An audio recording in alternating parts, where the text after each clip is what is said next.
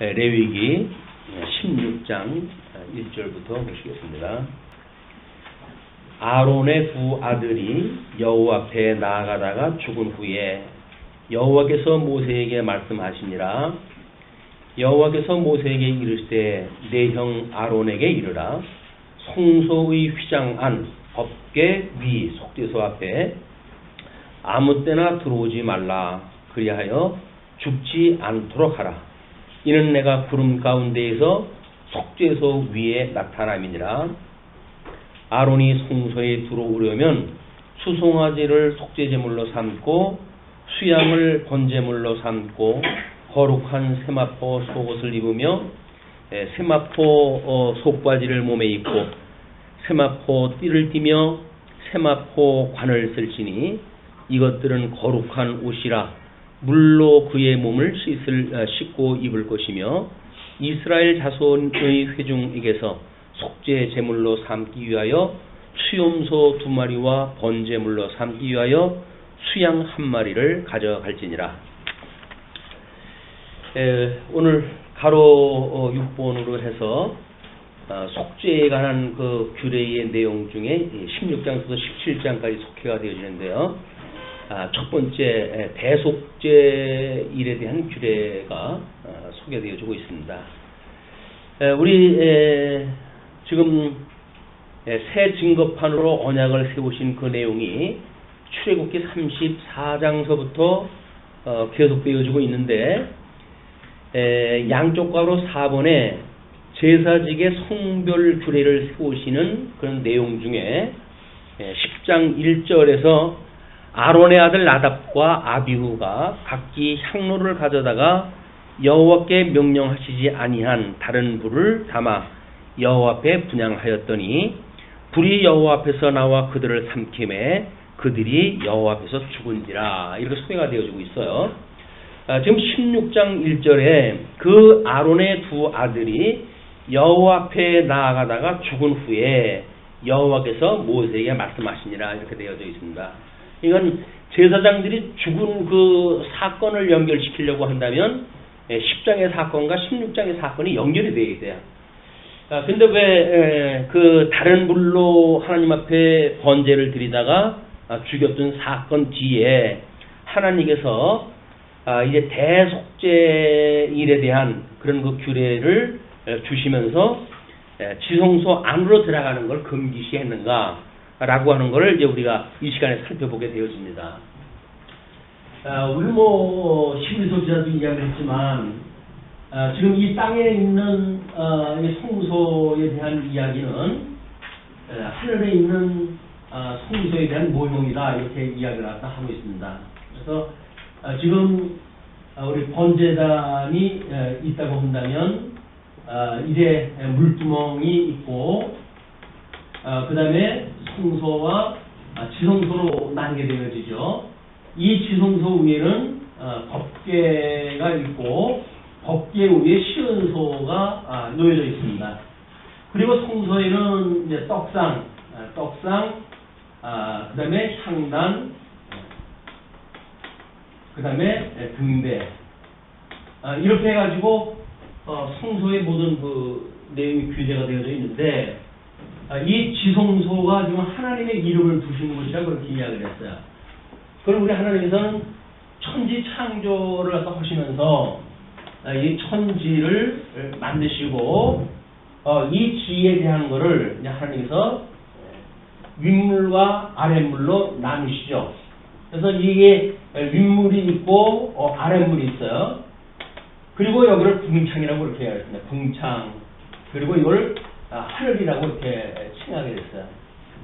그러니까는 땅이 아랫물과 윗물로 나뉘어져 있는 상태.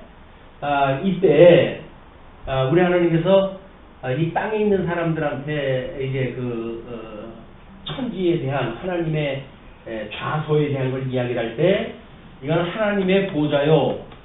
그 다음에 땅은 하나님의 발등상이라고 이렇게 이야기를 하셨습니다. 발등상이다. 그러니까는 온 천지 만물 지으신 것을 지금 성전이라고 하는 모습으로 모형으로 보여준 것이 성전의 모습이에요. 물론 이제 우리 시세적으로 이 보좌 위에서 이 땅의 건 다 불타가지고 이제 없어지고, 그리고 이 천과 요 윗물 세계의 지만 남아가지고 하나님 나라의 천지가 이제 만들어져 천국에 대한 것이 요걸 이제 보게 되어지면 요한계시록에서 보여준 그 그림이 하나님의 영광의 보좌가 있고, 그리고 이제 매 생물이 있고, 그다음에 여기에 이제 바다가 있어요. 유리 바다가 놓여져 있고, 그리고 이게 뭐예요? 네 생물, 생물. 그리고 문이 가득한 하나님의 영광의 임재가 보여지고, 24장로가 둘러가지고 이제 찬양을 하는 모습으로 이렇게 이 하늘에 있는 영광에 대한 걸 보여주고 있습니다. 그래서 이 법계의 내용들은 똑같이 되어 있어요. 이 영광이 저 지성소에 이름이 있는 곳, 그다음에 저 물두멍이 이제 유리바다가 이제 있고, 이렇게 해가지고 시내 산에서 주어졌던 그 성전의 모습은 하나님 나라에 있는 성전을 모습을 그대로 담고 있어요. 근데 요거를 천지를 통해 가지고 일반 계시적으로 보여준 사건이 이제 이 사건이에요. 그렇기 때문에 예수님께서 부활하시고 승천하다 하셨을 때 이제 이 휘장을 가르시고 이거로부터 하나님 보호자로 나갔잖아요. 그 휘장이라고 하는 것이 하나님께서 가려놓았던 이 궁창에 대한 부분, 이걸 가르고 올라가셨다는 이야기거든요. 그러면 이쪽에서 성소와 지성소를 가로막고 있는 휘장, 이 휘장이야말로 하나님과 세속, 이 하나님과 세속을 구분해내고 있는 벽이에요. 그러니까 하나님께서는 이 벽을 중심으로 해가지고 이스라엘 백성들이 한 차례만, 1년에 한 차례만 휘장을 열고 들어올 수 있는 허락을 갖다 해주신 거예요. 그것이 예수부터 십자가의 죽으심으로 해가지고 승천하실 것을 예표적으로 보여주는 사건이기도 합니다. 그러나 이제 이스라엘 백성들에 주어졌던 것은 이건 매년 해야 되는 일이고, 예수님을 통해서 이루어졌던 실체적인 그런 그 사건은 이것이 단회적으로 이루어지는 계시적인 사건을 우리가 이제 이해를 다 하고 있잖아요. 이거는 물론 이제 영원히 이루어진 하나님 나라에서 영광의 모습을 보게 되면 지금 하나님의 그 성소가 어떠한지에 대한 이걸 영원히 이루어진 하나님 나라의 모습을 우리가 보게 되어집니다.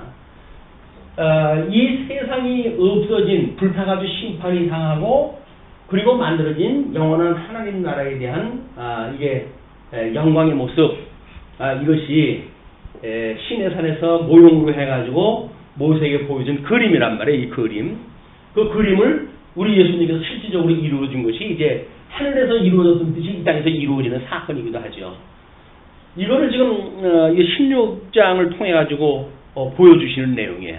1년에 한 차례 저 휘장을 열고 들어가는 제사의 규례에 대한 그 이야기이기 때문에 우리는 예수 그리스도의 이제 이런 우리를 위한 십자가의 대속의 사건 이런 것들을 쭉 살펴보게 되어집니다. 근데 어떻게 보게 되면 예수님께서 이루신 것은 예수님께서 홀로 그냥 이걸 다 이루셨기 때문에 우리한테 공감될 그런 것이 별로 없어요. 십자가에 우리가 예수님의 그 고난에 참여했다고 말은 하지만 정말 십자가의 고난을 갖다 했는지도 의심스러울 정도로 너무 우리는 평안하게 살고 있으니까 죄 가운데 있으면서도 불구하고 죄에 대해서 전혀 꺼리낌이 없는 이런 그 삶을 산다고 하는 걸로 봐서는 우리가 예수님의 그 십자가에 과연 참여가 되어졌는가 라고 하는 것에 대해서 많은 묵상이 필요하지 않는가 이런 거 생각도 듭니다. 그래서 이 죄로부터 우리가 구속을 받았다고 하는 의미가 무엇인가를 눈여겨보아야 될 그런 그 입장이 아닌가. 이스라엘 백성들은 1년에 한 차례 이제 그 대속죄일 7월 달에 들어가게 되어지는 그런 그 대속죄일의 지성소에 들어가게 되어지는 사건, 이것이 얼마나 엄중한 사건인지 지금 그 1절에서 이야기하는 게 그겁니다. 아론의 두 아들이 여호와 앞에 나아가다가 죽은 후에 여호와께서 모세에게 말씀하시니라. 여호와께서 모세에게 이르시되 내 형 아론에게 이르라. 성소의 휘장한 법궤 위 속죄소 앞에, 지성소를 이야기를 하는 겁니다. 아무 때나 들어오지 말라. 그리하여 죽지 않도록 하라. 이건 아무나 들어오게 되면 아무 때나 들어오면 죽는다는 이야기죠. 이는 내가 구름 가운데에서 속죄소 위에 나타남이라. 하나님의 영광이 여기에 가득 차 있는 거예요. 영광. 그걸 우리는 이제 이 계시 역사를 통해서 하나님의 영광이 임재했을 때, 뭐 때로는 광야에서 군 기둥으로 또는 불 기둥으로 이제 그 영광을 보여주기도 하고, 또 모세가 내려왔을 적에는 하나님의 영광을 이제 그 얼굴에 나타나지 않도록 수건을 쓰는 모습으로 이제 나타나기도 하고, 이렇게 되어지고, 또는 뭐 이건 이제 하나님의 영광이 가득 찬 그 실제적인 실존의 영광의 모습이니까 이런 걸로 해가지고 하나님의 영광이 무엇인가를 감을 잡아가기 시작했다 하는 겁니다. 하나님의 영광, 임재함으로, 하나님의 임재함으로 드러나는 광채, 뭐 거룩한 광채, 이렇게 우리가 이야기할 수가 있을 거예요. 영화로운 광채. 하나님의 임재를 생각하지 아니하고 이 영화로운 광채를 우리가 생각할 수가 없습니다. 임재라고 한다면 이제 하나님의 우리 이 모형적인 순서를 통해서는 이름을 두신 곳 이렇게 이야기를 해요. 그래서 이제 우리가 주기도를 할 때마다 이름이 거룩하시옵고, 이름이 거룩하시옵고 이렇게 이야기를 합니다. 그리고 이제 이 나라가 뭐 영광이 이제 뭐 가득 차 있는 이런 그 나라가 임하시옵고, 이렇게 임하시옵고. 이거는 이름과 나라라고 하는 그 이야기는 주기도에서 이미 하나님 나라는 이것이 이루어진 거 아니겠어요? 이건 아버지의 뜻이 하늘에서와 같이 땅에서도 이루어 주세요라고 하는 것이 천지를 통해서 보여줬던 예수 그리스도의 사역이고, 이걸 예표 보여줬던 것이 이스라엘의 성막의 사건이란 말이에요. 우리는 이 세 가지가 동시적으로 이제 보게 되어지는데, 이건 바라보는 것들의 실상입니다. 바라보는 것들의 실상. 그럼 우리는 여기서 이걸 믿기 때문에 이걸 이제 하나님의 그 구약의 언약대로 이루어졌던 걸 믿는 거 아니겠어요? 이거는 우리는 믿음으로 이걸 보는 세계예요. 이거는 과거에 성경으로 계시되어져 있는 거기 때문에 모형적인 믿음, 구약 성경을 믿는 믿음으로 예수 그리스도께서 이루어지는 실질적인 믿음에 이르게 되어지고, 이 믿음이라고 하는 것은 바라보는 것들의 실상으로서의 믿음을 우리가 가지고 있는 겁니다. 그러니까 이 믿음은 그냥 공업에 붕 뜬 게 아니에요. 관념적인 것만도 아닙니다. 이 믿음이라고 하는 것은 바라보는 것들의 실상인 거야. 이미 우리가 손에 잡힌 건 아니지만, 우리가 여기서 사는 건 아니지만 계시의 그 실상을 우리가 보고 알고 있기 때문에 끊임없이 여서 이걸 믿는다는 거죠. 우리가 얼마나 뭐 24장로들과 이런 그 뭐 이 영광의 생물들이 하나님을 찬양하는 그 찬양의 장엄한 모습을 우리가 얼마만큼 연상했다 하는가. 이것이 때로는 뭐 교회에서 찬송하는 모습으로도 우리가 그림자적으로 뭐 이렇게 그 문화를 누리고 있는 거 아닙니까? 영원히 찬양할 거를 주님의 몸된 교회에서 우리가 찬송할까 하는 거란 말이에요. 그 찬송이라고 하는 거는 우리의 전체적인 삶의 문제죠. 이 삶의 문제가 이게 항상 기뻐하고 범사에 감사하고 쉬지 않고 기도하는 이런 그 일이야말로 이것이 하나님 앞에 드리는 찬양이에요. 찬양. 하나님의 영광을 우리 시인하는 것. 우리의 존재 이유가 뭐냐? 그냥 하나님을 영광롭게 하는 거예요. 그냥. 우리는 뭐 세상을 살다 보니까 우리의 크고 작은 우리들의 목적 때문에 이러기도 하고 저러기도 하죠. 근데 본질을 갖다 보게 되면 인생의 본분이라고 하는 거는 하나님을 영화롭게 하는 거다. 이 계시의 영광을 보고 실상을 믿고 살아간다는 사람들은 우리 하나님으로 하여금 영화롭게 하는 일이다. 그 영화롭게 하는 그런 그 일이기 때문에 삶 자체가 이 목적을 놓고 보기 때문에 우리는 늘 이분 한 분만으로 즐거워하는 거예요. 이분만으로 즐거워할 수가 있는 거예요. 즐거워할 수가 있는 것. 그래서 그분의 이름을 우리가 영화롭게 하고 그리고 그로 한 분만으로 우리가 즐거워하는 것이 인생이란 말이에요. 그러면 오늘 즐거워하는 건데 이분 때문에 즐거워하는 것이 아니라 나의 뭐 어떤 뭐 쾌락과 나의 즐거움과 세속의 이런 것들을 위하여 즐거워하잖아요. 그래서 세속의 것을 가지고 우리가 즐거워하는 우리들이라고 하는 맥락을 놓고 봤을 때 이제 우리 16장에서 소개하는 아사셀이라고 하는 이게 그 염소를 광야로 내보는 이런 의미를 이제 깨닫게 되어지는 겁니다. 그래서 우리가 하나의 염소를 잡아가지고 하나님 앞에 제물을 드리고 한 마리는 이 아사셀이라고 하는 이름으로 해가지고 광야로 내보낸단 말이에요. 그래서 우리로 하여금 이 죄와 멀게 되어져 있다고 하는 걸 보여주는 또 하나의 그림이에요. 이거는 우리 하늘에 계셨던 우리 하나님께서 그죠? 아버지의 뜻이 하늘에서 이루어진 것처럼 이렇게 이루어 주십시오. 그리고 이렇게 이루어진 그것을 일용할 양식으로 말씀을 우리한테 주시고, 그리고 우리가 우리에게 죄진 자를 사해 준 것처럼 우리 죄를 사하시고, 그리고 우리를 시험에 들게 하지 마시고, 그리고 모든 악에서 구하소서라고 하는 것이 요 아사셀이라고 하는 염소의 사건을 통해 가지고 우리 끊임없이 이 죄악과 우리가 얼마나 멀리하고자 하는가라고 하는 걸 주님께서 우리한테 이루어 가신단 말이에요. 주님이 우리하고 임재한다고 하는 그런 그 모습은 뭐예요? 우리 주님이, 예수님이 우리하고 한 몸으로 함께 임재하고 있다. 임마누엘 주님이다. 라고 하는 그 이야기는 악을 싫어하는 걸로 나타나겠죠. 거룩하신 하나님께서 악을 좋아하고 사랑하기, 우리하고 같이 사실 건 아니겠잖아요. 우리한테 얼마나 이 악으로부터 분리하고자 하는 마음을 주시는가, 이것이 광야로 보내는 이 염소로부터 우리는 이제 그 교훈을 얻게 되어질까라고 보여집니다. 그래서 하나님께서 총체적으로 우리 인류를 통해 가지고 보여주시는 이런 대속죄에 대한 사역, 이런 것들을 지금 16장을 통해 가지고 반복되어 17장까지 속죄가 되어진 일이지만 이 대속죄 규례라고 하는 제목으로 한번 살펴보는 겁니다. 자, 그리고 이제 3절서부터 계속되어져 가지고 되는 이야기가 성소에 들어갈 때 규례를 이야기를 하는 겁니다.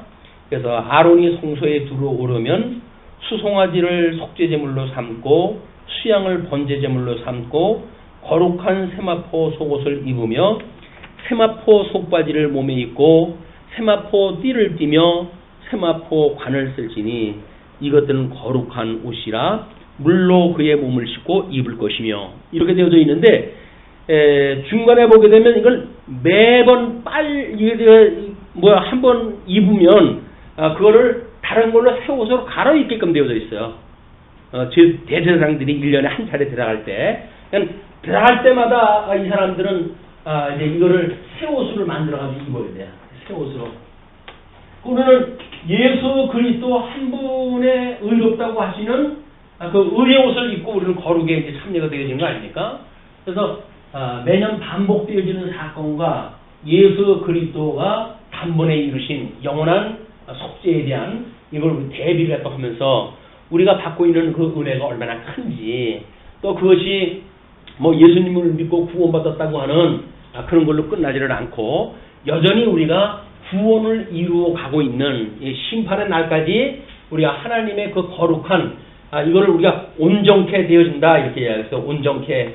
그냥 하나님의 말씀은 살았고 운동력이 있고 그렇기 때문에 교훈과 책망과 바르게 함과 의로 교육하기에 유익하니, 그 유익하니, 그리고 이는 뭐를 갖다 하기에 위함이라고요? 온전케 함을 위함이라니까요. 말씀이 우리를 온전케 해가는 거예요. 이걸 우리 오전에는 새 언약의 성취라고 이렇게 부은 겁니다. 새 언약이 성취되어지는 것. 예수님이 구약의 모든 언약을 온전케 다 이루셨어요. 그러나 그 구약에서 언약된 모형적으로 언약되어졌던 그 나라에 대해서는 승천을 갖다 하시고 성령을 보내주셔가지고 당신의 사랑하는 지체들을 불러가지고 온전케 해간단 말이에요. 사랑 덩어리를 만들어 하신 거죠. 온전한 사랑. 그 사랑, 하나님의 형상을 닮아가는, 이 형상이 닮아가는 이걸 가지고 이제 우리가 어떻게 하나님이 기뻐하신 일이 무엇인가를 분별하고 영적 예배를 드리면서 우리 인생을 사는가에 대한 문제입니다. 그렇기 때문에 이 구속사역이라고는 실체적인 거지 그냥 믿는다고 치고 이런 그 개념이 아니에요. 우리는 예수님의 그 칭의의 사건을 그것만 믿으면 된다고 이렇게 이야기를 하는데, 칭의의 개념을 어떻게 이해하는가에 따라 다른 겁니다. 그래서 정말 온전한 형상을 당신의 씨앗을 심어놓은 그대로의 열매를 맺도록 해 가시는가, 이게 온전한 성취죠. 아니 뭐 쭉정이를 심어놨는데 여기서 열매 맺는 나무가 난리도 없고, 또 뭐 온전한 그 뭐 올바로 되어져 있는 씨앗을 심었는데 쭉쟁이가 날 일이 없잖아요.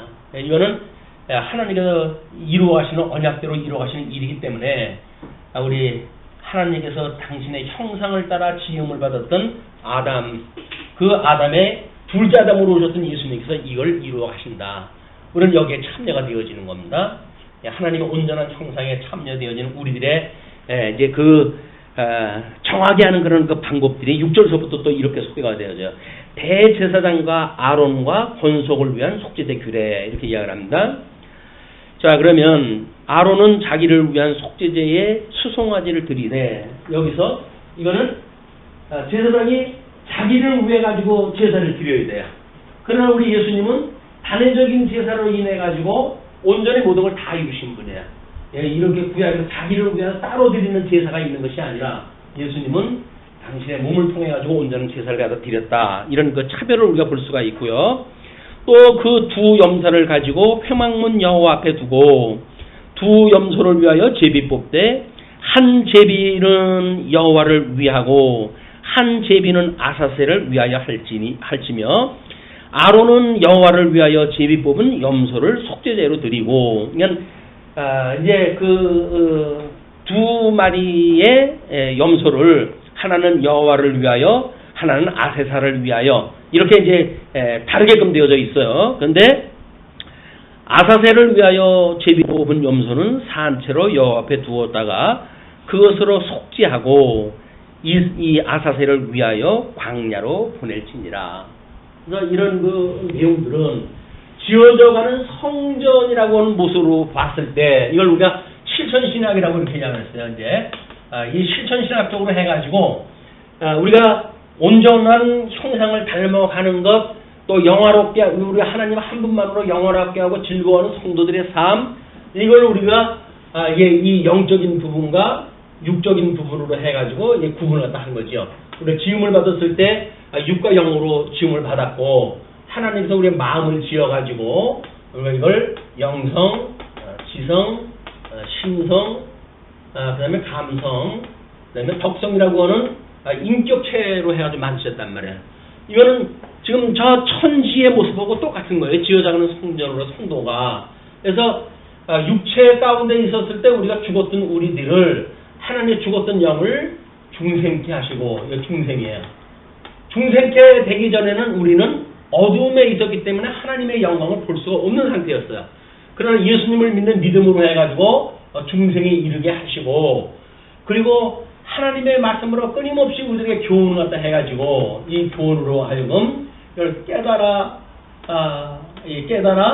알고 믿는 이런 그 인격적 사역을 통해 가지고 우리로 하여금 경영하는 데까지 이르게 하시는 성령의 사역이 지금 되어지는 겁니다. 그래서 우리가 이 신성이 하나님의 이 살아있는 거듭나고 중생되어져 있는 영의 뜻을 따라서 점점 성장을 하고 육체에 대하여 점점 죽어가는 것, 이걸 우리가 성화라고 이렇게 했어요. 성화.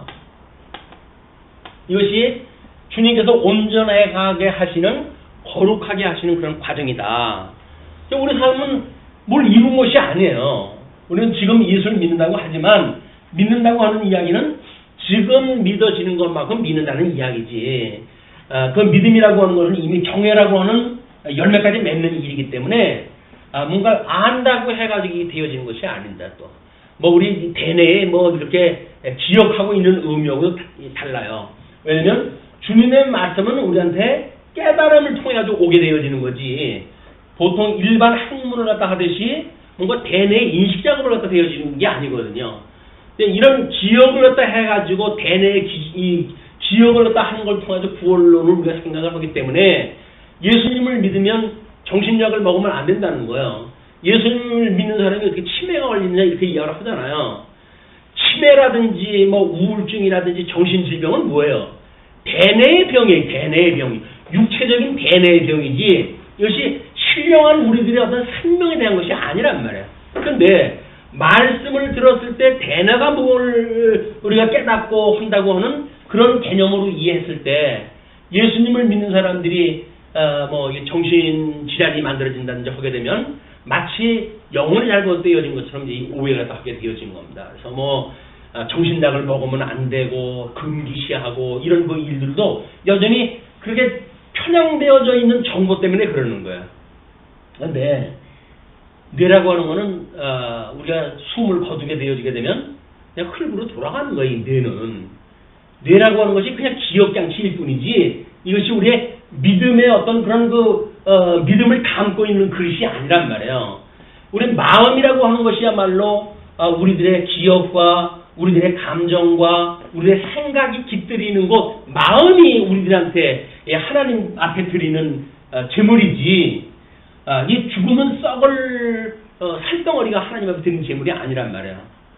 이걸 오해하게 되면 이 기독교가 이상한 기독교가 되어지는 거야. 그래서 우리의 마음을 다하고 뜻을 다하고 정성을 다하고 이것이 우리들의 마음을 다하여 하나님 앞에 바치라는 이야기거든요.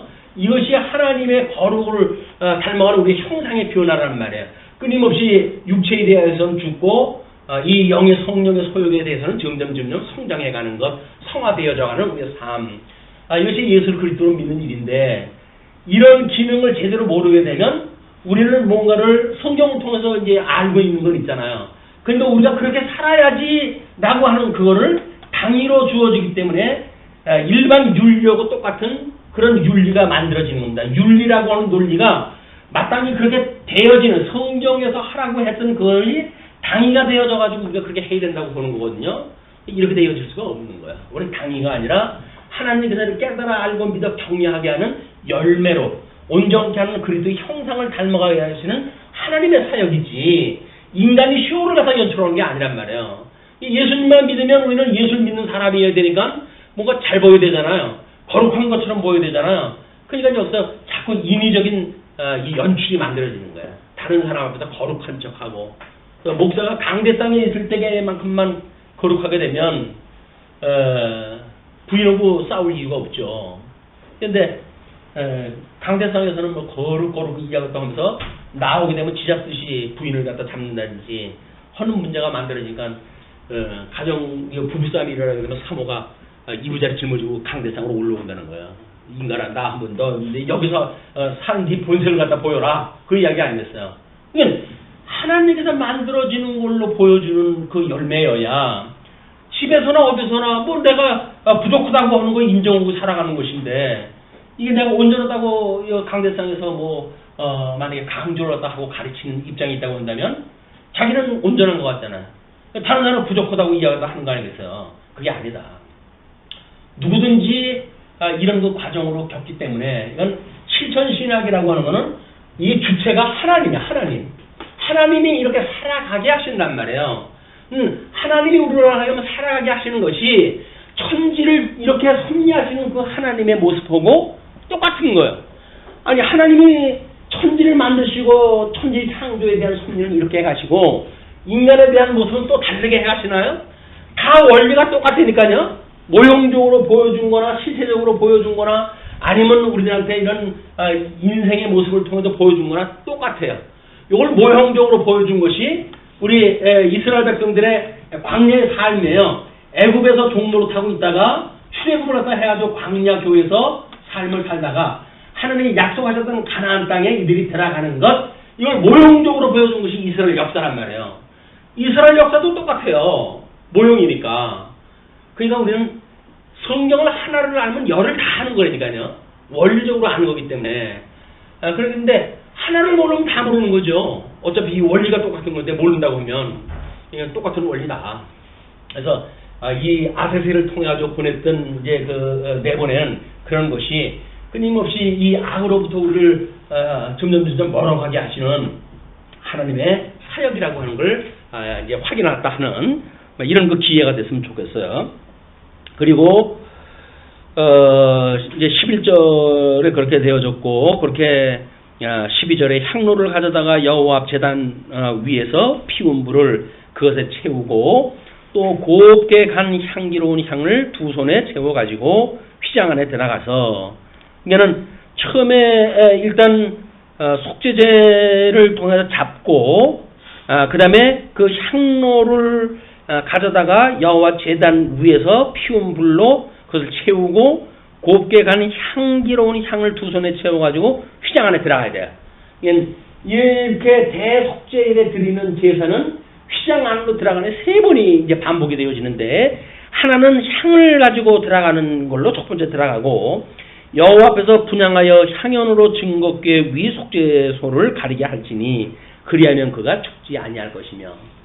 그래서 하나님의 영광이 임재할 때 그 향기로 해가지고 연을 그쪽으로 가득 차게 해가지고 하나님이 직접 보지 않도록 그렇게 섭리를 하는 겁니다.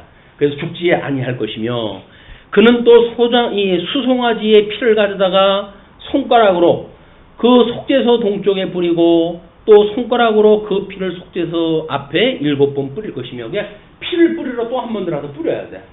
그리고 또 백성을 위한 속죄소의 염소를 잡고 그 피를 가지고 휘장 안에 들어가서 그 수송아지 피로 행함같이 그 피로 행하여 속죄제 위와 속죄소 앞에 뿌릴지니 또 한 번 들어가서 뿌려야 돼. 그냥 3번의 지성소 휘장을 열고 들어가는 것이 한 번 그 속죄제 때 있게 되어진다. 곧 이스라엘 자손의 부정과 그들의 범한 모든 죄로 말미암아 지성소를 위하여 속죄하고 또 그들의 부정한 중에 있는 회막을 위하여 그같이 할 것이요. 지성소라든가 회막이라든가 모든 기구에 대한 부정결한 것도 그때의 모든 게 정결함에 있게 되어지는 겁니다. 그래서 우리가 부지부식간에 이 죄를 지는 것들이 있잖아요. 막 그런 것들이 대속죄 사역을 통해 가지고 이제 우리의 모든 죄가 사함을 받았어라고 하는 하나님 앞에 참 안식을 누리게 되어지는 심령의 평강을 누리고 하나님과 원수되어졌던 우리들이 예수 그리스도의 이 십자가의 사건을 통해 가지고 우리의 모든 죄를 용서하시고 우리 보좌 앞에 나가셨다. 그 보좌 앞에 나가시는 그분께서 우리들을 온전히 감당하신 분이란 말이에요.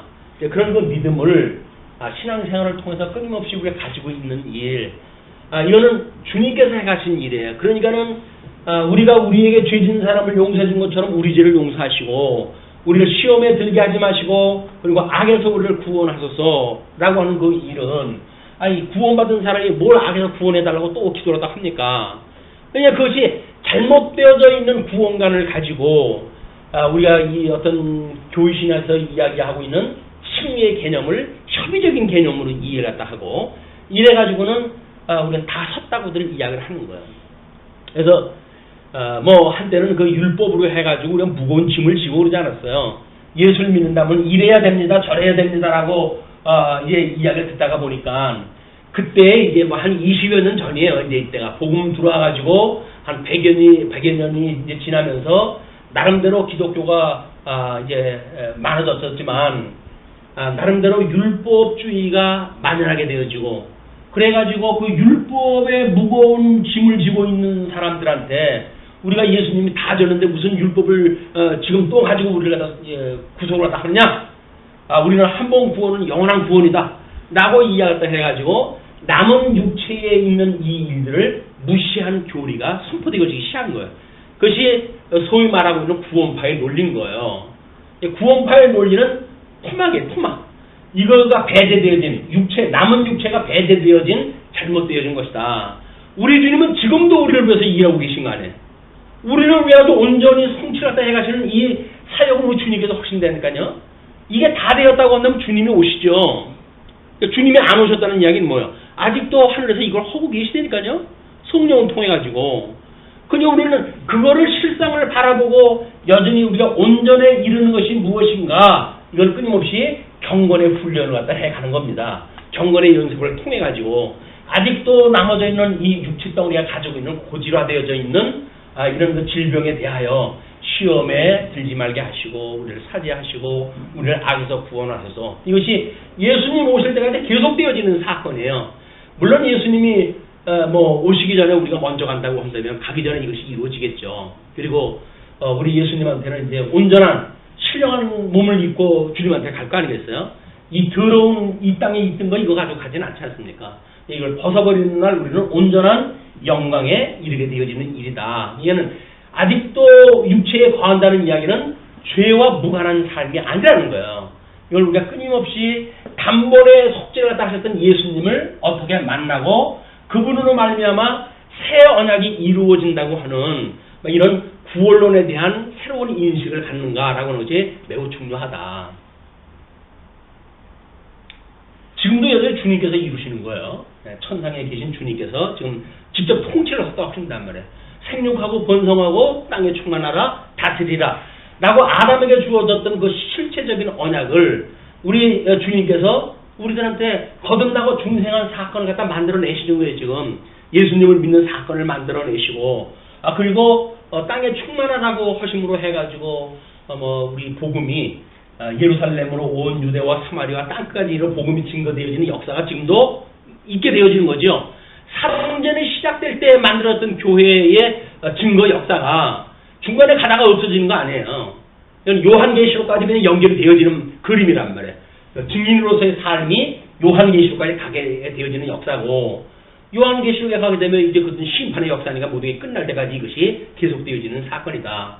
그래서 땅끝까지 이르게 되어지고, 그리고 다스리라고 했던 그거를 인간들은 피조물을 제대로 다스리를 못해가지고 그게 좁은 노릇을 했는데, 우리 주님께서는 온전히 통치자가 되고 만왕의 왕이 되셔가지고 대주제자가 되셔가지고 이 세상의 어둠이나 빛이 일반으로 해가지고 왕 중에 왕으로 통치를 하신단 말이에요. 그분이 우리를 사랑하시는 분이 되니까요. 그게 우리들의 감격 아닙니까? 겨우 세상에 있는 거 가지고 우리가 끝발 잡고 그럴 수는 없잖아요. 세상에 뭐가 잘 풀린다고 해가지고 그게 하나님이 주신 복입니까? 하나님의 이 은혜하고 상관이 없으면 그건 복이 아니에요. 그걸로 인해 가지고 오히려 시험에 들지요. 너무 이렇게 편안함을 주었으니까. 구약의 성도들도 그랬잖아요. 나로 하여금 너무 부하게도 마옵시고. 왜?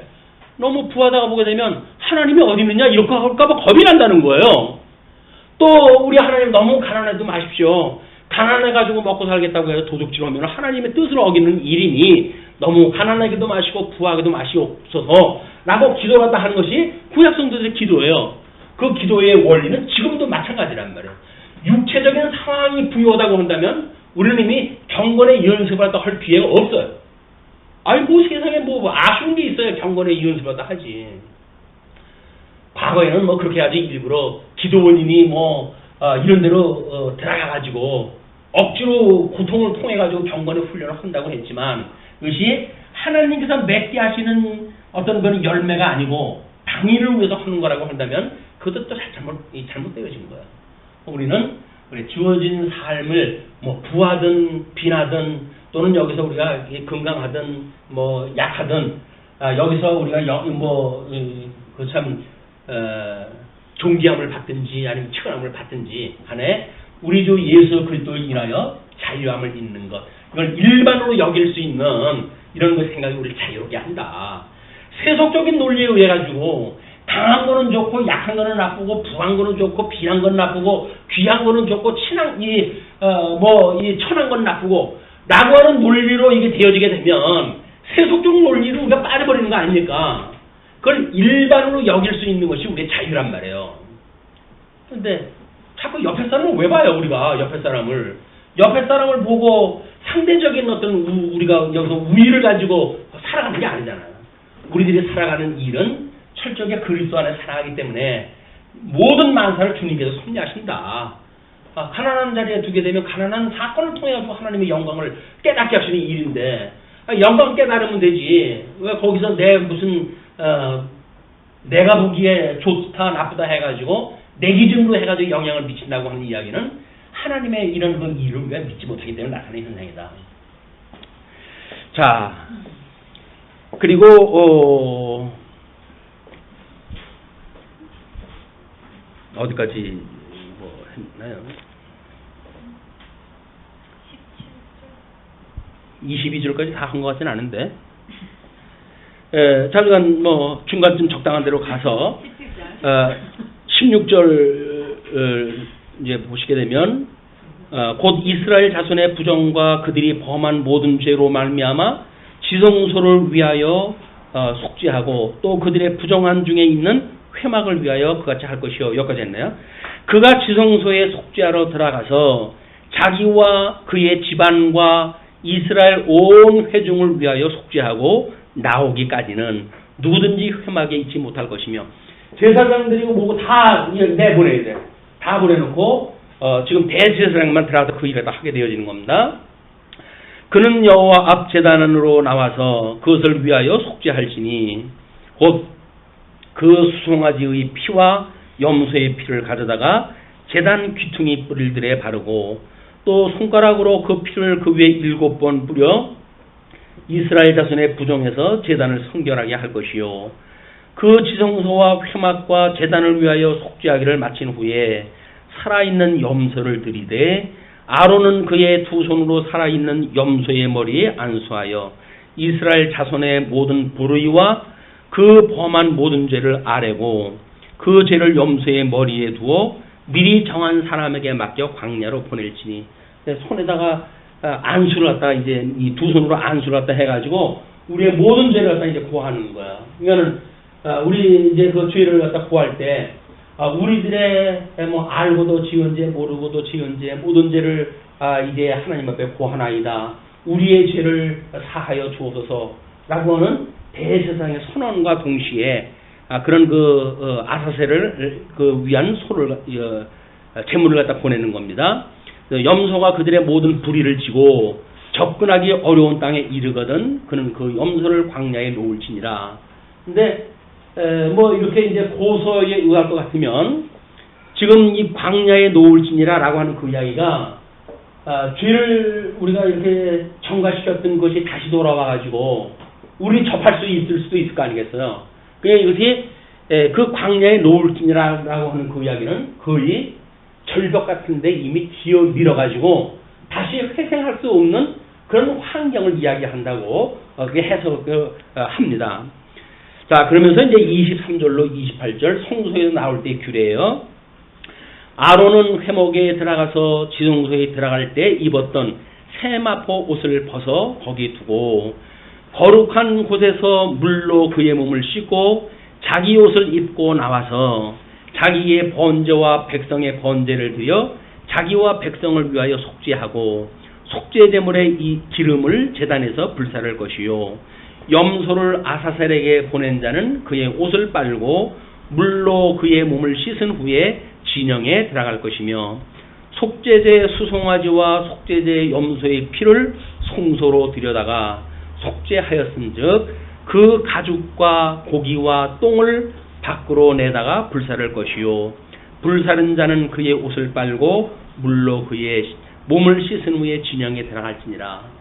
진영에 들어간다는 이야기는 지금 이 성도의 교통을 이야기를 하는 거죠. 성도들과 함께 교통을 나누는 일이기 때문에 예수님 앞에서 우리가 함께 진리와 함께 기뻐한다는 이야기는 우리 저 예수부터 이 진리 하나님의 그 말씀으로 일용할 양식을 삼은 사람들이 결국은 진리와 함께 기뻐하는 일이다. 이제 회중이 함께 하는 거란 말이에요.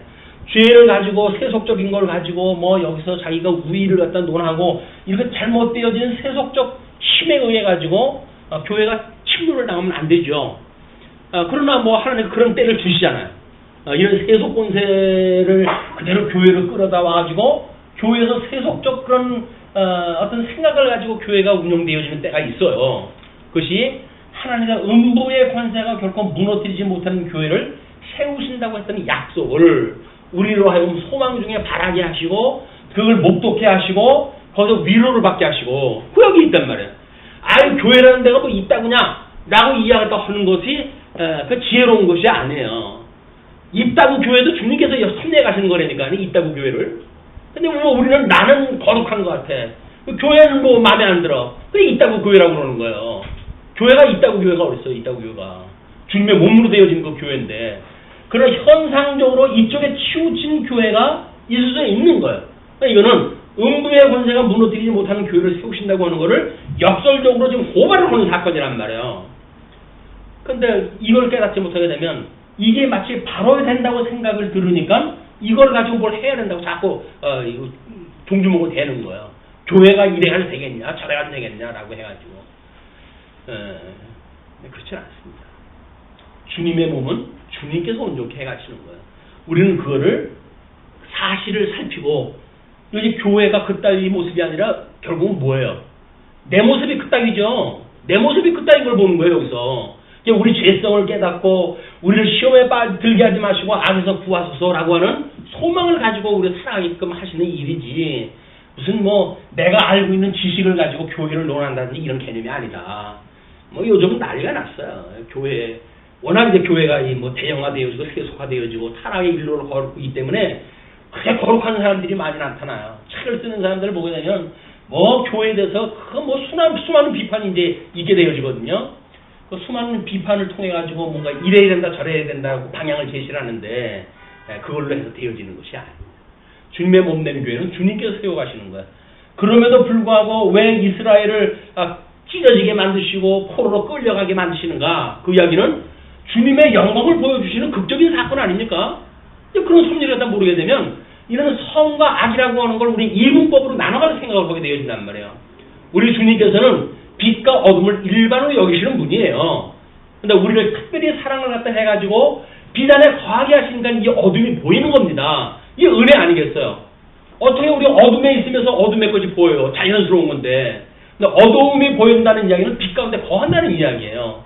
그냥 그걸 세속을 하다 보니까 어두움이 보이는 거지. 우리 주님의 은혜의 영광을 찬양할 일이지. 보여지는 이런 결과를 가지고 우리가 그걸 고칠 수 있는 것처럼 의사연하는 것, 이거는 이 반복음적이다. 이렇게 보시면 될 것 같습니다. 자, 그렇게 하시고 이제 그 뭐 씻는 일들이 보통 복잡한 절차들이 아니에요. 29절로부터 34절까지 매년 대속죄일에 지켜야 할 규례를 그게 이제 종합적으로 이야기를 합니다. 너희는 영원히 이 규례를 지킬지니라. 그 이야기는 아론 때로부터 대를 잇는 대제사장이 일하다 해라 그 이야기죠. 7째 달 곧 그 달 10일에 너희는 스스로 괴롭게 하고 아무 일도 하지 말되 본토인이든지 너희 중에 거류하는 거류민이든지 그리하라. 그래서 7째 달이에요. 7째 달. 그래서 그 7째 달은 장막절이 여기 포함되어집니다. 장막절. 장막절이 포함되어진다는 이야기는 추수하는 그 이야기 아니에요. 장막절이. 이스라엘 백성들이 광야에 와가지고 초막에서 살았던 것을 기억하는 일들. 이거를 수장절이라고도 이야기해요. 수장절. 그래서 추수했던 것을 곳간에 모아드리고 하나님 앞에 광야에 있었던 일을 기억하는 그런 그 일이기도 하거든요. 그렇기 때문에 하나님 알곡을 모아서 곳간에 드리고 쭉정이를 모아서 불로 태워버리는 이런 그 사건을 기억하게 하는 것이 7째 달 바로 대속죄일에 부어지는 사건이에요. 그날에 너희를 위하여 속죄하여 너희를 정결하게 하리니 너희의 모든 죄에서 너희가 여호와 앞에 정결하리라. 여호와 앞에 정결하리라.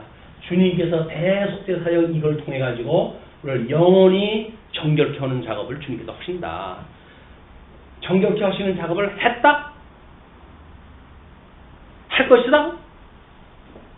영원이라고 하는 그 이야기는 과거, 현재, 미래가 포함되어진 개념이에요. 이루었고, 이루고 있고, 이룰 것이에요. 그리고 우리가 종합적으로 볼 수 있는 시야가 만들어져야 되는데, 그냥 우리는 섰다 하고, 이루었다라고 해서 과거의 몸으로 치고 나서 해버리니까, 현재가 엉망이 돼버리고, 미래에 대한 소망도 없는 거예요. 우리 하나님께서 주시는 영원한 그 규례라고 하는 그 이야기는 과거, 현재, 미래가 포함되어진 개념이에요. 우리 예수님이 단번에 드렸던 이 제사는 영원한 제사예요. 그 영원한 제사를 얼마 살다가 다 이루었다고 생각이 드니까 자기가 섰다고 생각이 들죠. 그러나 사도 바울이 그러잖아. 섰다 함도 아니요 이루었다 함도 아니다. 예수 그리스도를 향하여 다른 박질을 치는 경주자의 모습으로 이걸 보여주지 않습니까? 그래서 얼마나 우리가 달려가가지고 잡고 싶은 거면 다른 박질 치는 그런 경주자에다 비유를 갖다 했겠어요. 근데 우리는 달려가기는 달려간다고 먼저 가냐? 천천히 가지. 물론 믿음 그렇게 주시면 또 그렇게 천천히 갈 수도 있겠죠. 그러나 사도 바울의 입장에서는 달려가고 싶은 그런 그 과정이 이게 정말 보고 싶고 만지고 싶었던 그런 것들이다. 이왕 이제 구원받는데 천천히 가도 싸는 당상인데 이런 그 개념이 아니라 당연병에 걸렸던 그런 개념이 아니라 소망을 갖게 하는 뭔가 기대감을 갖게 하는 이런 것이지. 됐어 이제 배불러 해가지고 앉아 이렇게 뭔가 안주하도록 해가는 섭리가 아니라 이것이 그렇게 좋은 것이야? 라고 해가지고 몸을 앞으로 해가지고 뭔가 가게 전진하게 하는 그런 그 말씀의 운동력이지 아 배불러 이제는 잠시 앉아도 돼 쉬자 눕자 자자 이렇게 하는 개념이 아니란 말이에요. 근데 이걸 잘못 알게 되면 이제 뭐 다 하라는데 다 하라는데 그러니까 앉자 쉬자 앉자 자자 하는 거예요. 근데 우리 구원의 그런 이런 길들은 그렇게 좌시하고 볼 만한 일이 아니다. 우리가 얼마나 기대감을 가지고 할 일인지. 애굽에서 우리를 불러내셨던 하나님께서 이 애굽에서 우리를 불러냈던 하나님께서 아유 이제 구원 받았는데 가나안 땅 뭐 꼭 들어가야 돼? 신령의 안식 누려서 누리고 살면 되지? 해가지고 여기서 그냥 사는 게 아니잖아요. 세대 교체가 되죠. 어차피 들어갈 곳이에요 여기가. 그래서 빨리 들어가고 싶고 그래서 여호수아의 우리 사사기 여호수아에 보게 되면 여호수아 거기에서 갈렙 같은 그런 그 인물은 나이가 그렇게 많은데도 불구하고 여기 성을 취하기 위해서 싸움을 자처하잖아요. 나를 보내달라. 너한테만 약속한 게 아니지 않냐? 나에게도 이런 아직도 네가 혈기가 있고 싸울 수가 있는 힘이 있으니 하나님께서 허락을 했다 하신다고 한다면 하나님이 주시기로 하셨던 땅을 내가 취하리라 라고 이야기하잖아요. 이런 것이 이 가나안 땅을 차지하는 곳이라니까요. 예루살렘과 온 유대와 사마리아 땅까지 이른 나의 증인이 되리라 하셨던 주님의 말씀이 열심히 이루어가시는 역사다. 이제 난 배불러서 됐어요 쉴 거야 라고 하는 그 이야기는 도태가 되는지도 몰라요. 배불르니까 이제는 소망이 있어야지. 이미 있는 걸로 해서 만족한데. 근데 그것이 아니라 우리는 끊임없이 예수님을 향하여 온전케 하시는 주를 바라보고 달려간다. 이는 너희에게 안식일 중에 안식일인즉 안식일 중에 안식일이래요. 너희는 스스로 괴롭게 할지니 영원히 지킬 규례라. 오죽 그것이 안식일 중에 안식이면 스스로 괴롭게 할 정도로 그걸 그렇게 추구하겠어요. 우리들의 어떤 주님을 사모한 마음으로 금식을 한다든지 경건의 연습을 위해서 자기를 착직질한다든지 하는 그런 그 일들은 이것이 소망이 클 때 나타나는 현상이다. 그걸 하면 어째저째 이렇게 해가지고 무용론을 이런 지하에 제시한다든지 하는 그것도 그렇게 덕스러운 방법은 아닌 것 같습니다. 기름 부음을 받고 위임되어 자기의 아버지를 대신하여 제사장의 직분을 행하는 제사장은 속죄하되 세마포 옷, 곧 거룩한 옷을 입고 지성소를 속죄하며 회막과 제단을 속죄하고 또 제사장들과 백성의 회중을 위하여 속죄할지니 이는 너희가 영원히 지킬 규례라. 이스라엘 자손의 모든 죄를 위하여 1년에 한 번 속죄할 것이니라. 아론이 여호와께서 모세에게 명령하신 대로 행하니라. 최초의 대속죄일이 하나님의 그 말씀을 따라서 수행되었던 이런 그 모형적인 사건을 통해 가지고 예수님과 단번에 제사를 드리고 이 제사직을 감당하셨던 그런 내용들을 우리가 볼 수가 있습니다. 오늘 여기까지 하시고 17장 다음 시간은 양이 적은데 계획을 봐서 조정하도록 하겠습니다.